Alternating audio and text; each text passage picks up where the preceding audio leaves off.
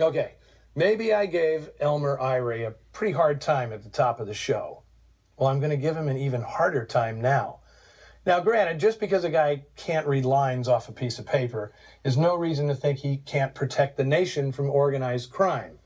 But I have to wonder if Mr. Irie was aware that this movie, glorifying the integrity and tenacity of his G-men, was financed in part by the Chicago mob. T-Men was only the first of 3 Eagle Lion films partially financed by organized crime, in the person of starstruck Chicago mobster Johnny Rosselli. Rosselli was Johnny on the spot for the mafia in Hollywood, overseeing their infiltration of local labor unions back in the 1930s. He loved show business and hobnobbing with movie stars, even marrying a couple. And finally, he decided to invest in pictures in a partnership, silent, of course, with Joseph Breen, head of the Production Code Office.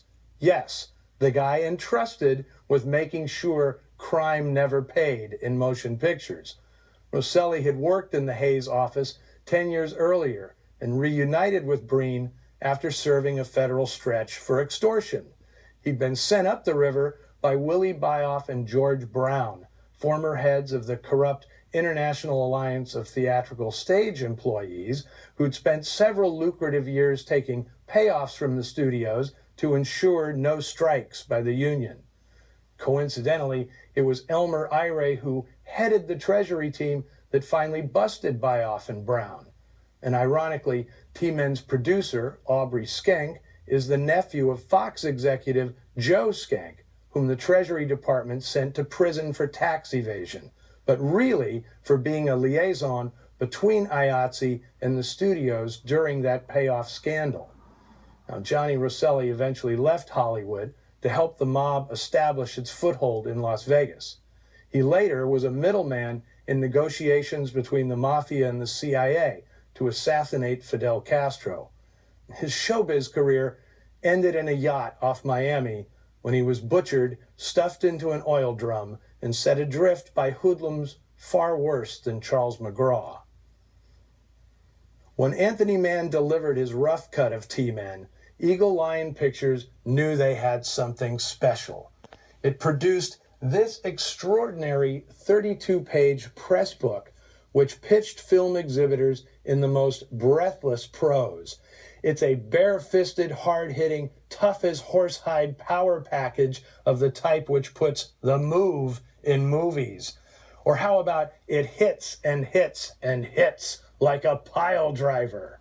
Well, the hype paid off. Eagle Lion scored a big hit with the picture, and for a few years in the late 1940s, the studio became a welcome home for independent producers who could make pictures efficiently and effectively, and cheaply. The perfect place for a guy like Eddie Small, whose name wasn't on this film, but who pulled this project together for the studio. And sadly, the success of T-Men led to a falling out between Small and producer Aubrey Skank, whom Small felt was hogging too much credit for the film in the trade press.